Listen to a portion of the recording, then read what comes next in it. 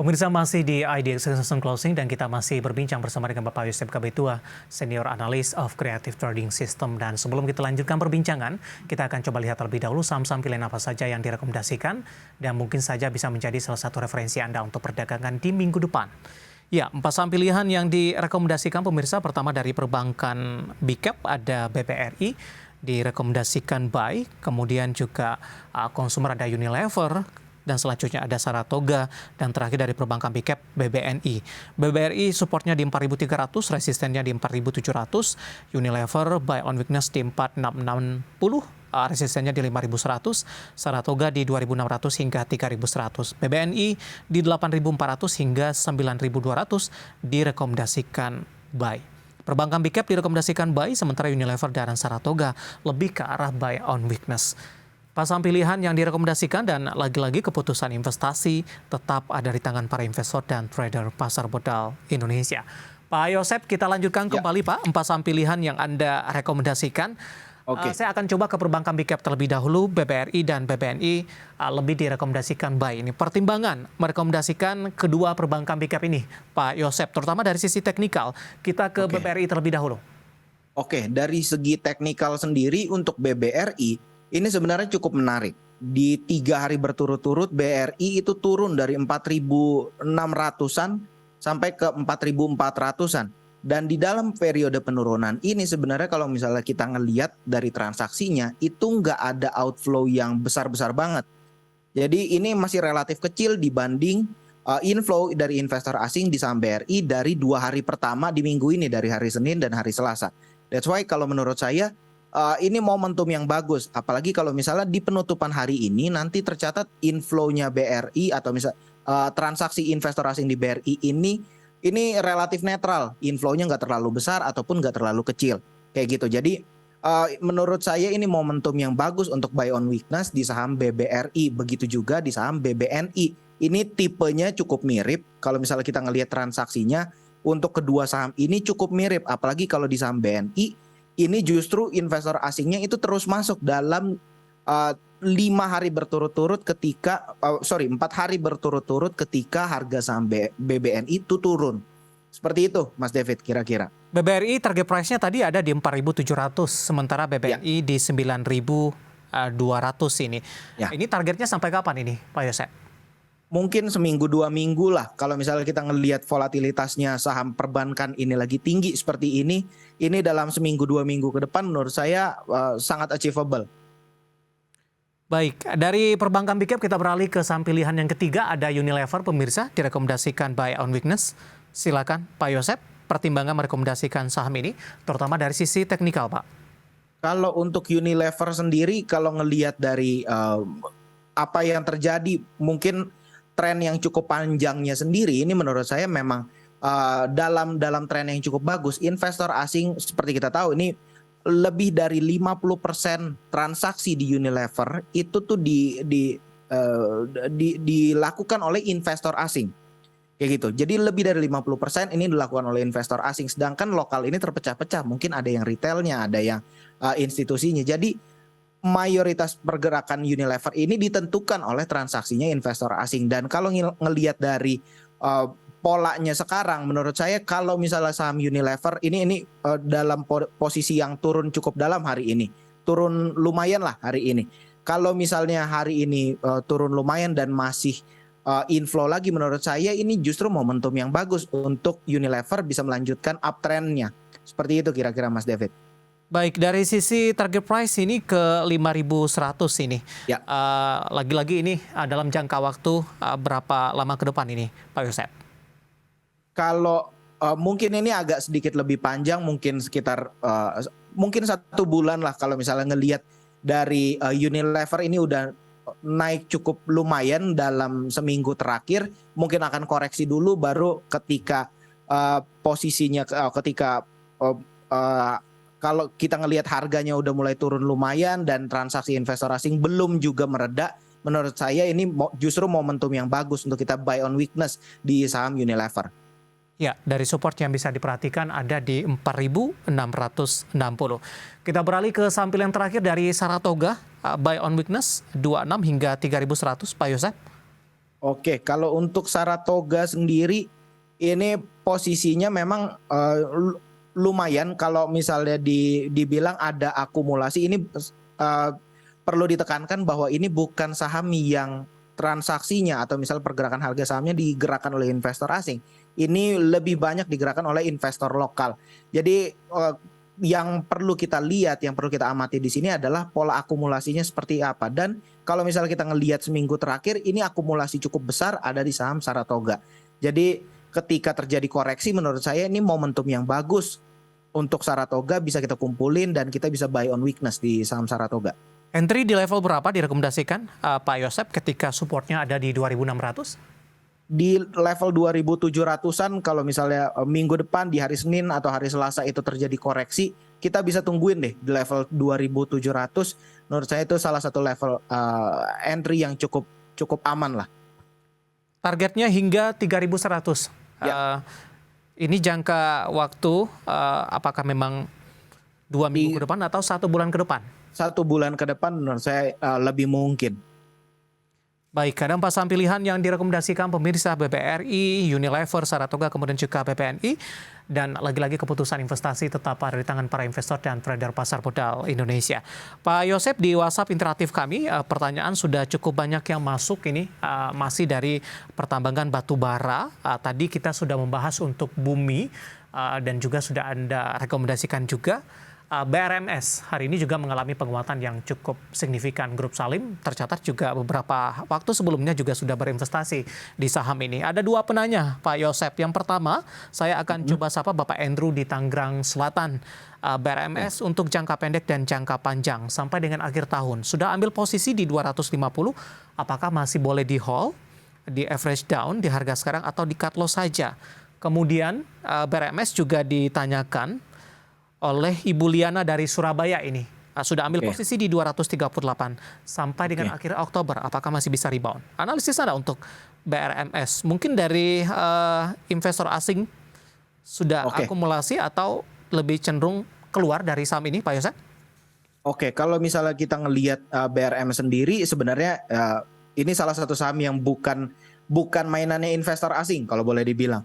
Jadi untuk BRMS sendiri ini ada distribusi yang cukup besar. Ini ada pola distribusi yang cukup besar yang mulai dilakukan dari 31 Agustus sampai akhir September, dan baru beberapa hari terakhir ini terjadi rebound. Dan di fase rebound ini kalau misalnya yang saya lihat di sini, ini justru terjadi distribusi lanjutan juga. Jadi boleh dibilang ini ada di fase markup.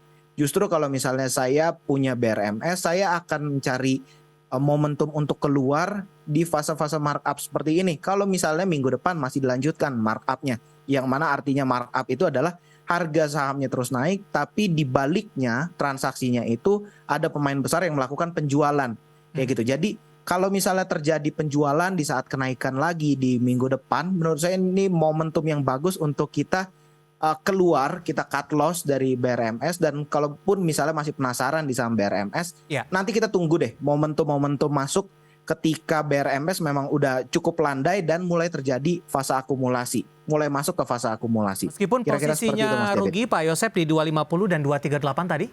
Kalau misalnya ada chance untuk keluar, menurut saya lebih baik cut loss aja untuk BRMS. Oke, jawaban untuk Bapak Andrew di Tangerang Selatan dan juga Ibu Liana dari Surabaya. Jangkut untuk saham BRMS di 250 hingga 238. Penutupan hari ini masih di 168, menguat di 5,00%. Dan lagi-lagi keputusan investasi tetap ada di tangan para investor dan trader pasar modal Indonesia. Pak Yosep, kita masih punya 1 segmen lagi. Kita akan jeda kembali dan pemirsa kami akan segera kembali sesaat lagi. Kita sudah sampai di segmen terakhir dan terima kasih juga untuk Anda yang masih bergabung bersama dengan kami. Pak Yosep, kita lanjutkan kembali, waktu kita cukup terbatas. Selanjutnya saya akan coba bacakan pertanyaan Ibu Jenny ini. Menanyakan saham LPPF. Pak Yosep, hari ini juga mengalami penguatan yang cukup signifikan. Ibu Jenny baru ingin masuk ini. Mungkin untuk perdagangan di Senin di pekan depan. Masih direkomendasikan tidak? Apakah secara teknikal posisinya sudah jenuh beli atau masih ada ruang penguatan untuk LPPF? Kalau untuk LPPF sendiri ini yang saya tangkap memang terjadi lonjakan volume yang cukup besar, hampir dari hari hari kemarin ke hari ini 13 kali lonjakan volumenya. Jadi ini ada lonjakan volume yang cukup besar untuk saham LPPF, dan memang terlihat dari lonjakan volume ini ternyata kalau misalnya ngelihat dari hasilnya ini sangat mungkin ini bisa dikategorikan sebagai akumulasi untuk minggu ini, untuk hari ini LPPF. Dan kalau misalnya untuk momentum masuk, kita bisa manfaatin momentum masuk ketika mungkin akan terjadi koreksi. Pandangan saya ini 3 hari berturut-turut LPPF ini udah naik cukup signifikan. Jadi sangat mungkin di hari Senin atau hari Selasa ini akan terjadi koreksi yang mungkin sementara kayak gitu, dan di momen tersebut menurut saya momentum yang baik untuk kita bisa masuk. Mungkin ada di 4.100 itu level, atau 4.200 itu level entry yang cukup menarik lah untuk LPPF. Baik, tunggu koreksi terlebih dahulu Ibu Jenny di 4.100 hingga 4.200 diperdagangkan di pekan depan untuk saham LPPF. Selanjutnya saya akan coba sapa Bapak Ibu, ternyata ini Ibu Sofia dari Jakarta Barat. Mau tanya Antam ini Pak, sudah ambil posisi di 2010, apakah boleh di hold? Oke, untuk Antam sendiri sebentar, di 2010. Kalau untuk Antam sendiri menurut saya 2010 ini masih di dalam range yang cukup wajar untuk kita hold lah kayak gitu. Dan mungkin level support yang perlu kita jaga kalau misalnya turun lebih dalam dari itu, mungkin pertimbangkan untuk cut loss itu di 1.700. Di 1.700 itu mungkin level yang bisa kita tindak dengan cut loss kayak gitu. Kalau misalnya masih hold atau enggak, menurut saya hold aja dengan target 2.200. Menurut saya itu sangat mungkin untuk Antam. Dari Ibu Sofia kita beralih ke pertanyaan, ada Ibu Ina dari Jakarta. Ini menanyakan saham berbasis CPO LSIP. Sudah bisa buy di harga berapa ini? Atau masih ada ruang pelemahan untuk LSIP? Kalau LSIP misalnya kita ngelihat sendiri, pertama ini ada pola distribusi yang cukup besar, dan secara support dan resistannya sendiri ini satu posisi hari ini dia break ke previous low-nya dari saham LSIP di bulan Juli lalu. Jadi kalau menurut saya ditungguin aja dulu sampai saham LSIP ini mulai sideways, mulai terjadi akumulasi di fase sideways-nya itu mungkin momentum yang baik untuk kita bisa masuk. Jadi kalau saran saya nggak berani merekomendasikan masuk di saham LSIP. Baik, tapi dari sisi levelnya Pak, yang mungkin bisa diperhatikan kalau memang posisinya sudah sideways untuk LSIP. Kalau untuk level yang bisa diperhatikan mungkin di level 1000, sebentar, di 1000, di level 1000 lah. Di level 1000 itu level, kalau misalnya udah mulai terjadi sideways di level tersebut, menurut saya itu satu level yang cukup aman untuk kita mulai masuk di saham LSIP. Baik, penutupan hari ini di 1080 mengalami pelemahan di 1,82%. Selanjutnya kita ke Batam, ada Bapak Hari, terima kasih juga sudah bergabung bersama dengan kami. Menanyakan saham BP, sudah ambil di 183, di cut loss atau di hold saja? Silakan Pak Yosep. 183 ya? Ya. Kalau untuk BP sendiri ini satu saham yang kemungkinan ada transaksi repo di dalam saham BP ini. Kalau di cut loss menurut saya masih bisa di hold aja, mungkin sampai ke level 120-an. Kalau misalnya memang posisi hold di saham BP-nya ini nggak terlalu besar, modal yang terlibat di situ, menurut saya hold aja sampai 120-an.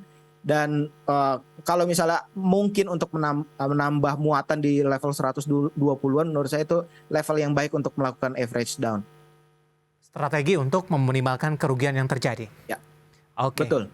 Baik, dari Bapak Hari di Batam, saya akan coba bahas pertanyaan